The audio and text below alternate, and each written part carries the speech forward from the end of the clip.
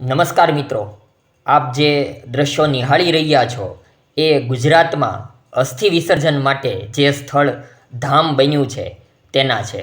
આમ તો સામાન્ય રીતે અસ્થિ વિસર્જન માટે હિન્દુ ધર્મની શાસ્ત્રોક્ત વિધિ માટે અંતિમ સંસ્કાર બાદ તેના અસ્થિ હરિદ્વાર કે ઋષિકેશ જઈને પધરાવવાની આપણી પરંપરા છે અને ગંગા મૈયામાં અસ્થિ વિસર્જન થાય છે.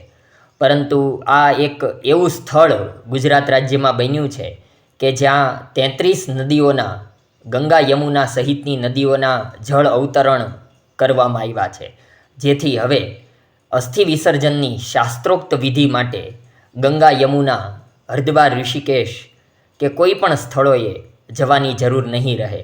અને એ માટે અહીંયા જે દ્રશ્યોમાં નિહાળી રહ્યા છો આપ, એ રીતે સૌથી પ્રથમ અસ્થિ વિસર્જનનું કાર્ય થયું હતું. વાત છે ભાવનગર જિલ્લાના પાલીતાણા તાલુકાના હણોલ ગામની. આમ તો અસ્થિ વિસર્જન માટે આ જે ધામ બન્યું છે એટલે એવું કહી શકાય કે તીર્થગામ હણોલની વાત છે. અહીંયા તીર્થગામ હણોલમાં પહેલી અસ્થિ વિસર્જન આ રીતે થયું હતું. એટલે આસપાસના ગામના લોકો પણ અહીંયા અસ્થિ વિસર્જન માટે આવી શકશે. અહીંયા 33 નદીઓ જે ભારત દેશમાં ખૂબ જ પવિત્ર માનવામાં આવે છે તેના જળ પધરાવવામાં આવ્યા છે.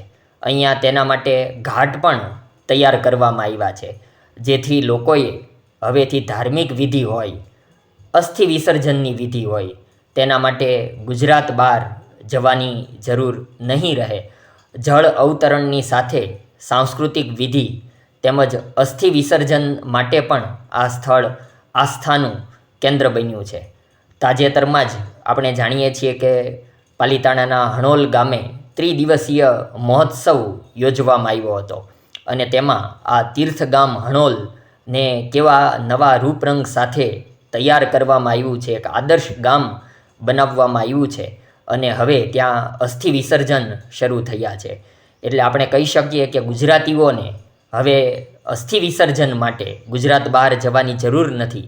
તેઓ અહીંયા હણોલ ગામે આવીને અમૃત સરોવરનું જે નિર્માણ કરવામાં આવ્યું છે ત્યાં અસ્થિ વિસર્જન કરી શકશે અને આ સૌથી પહેલાં અસ્થિ વિસર્જન થયા હતા.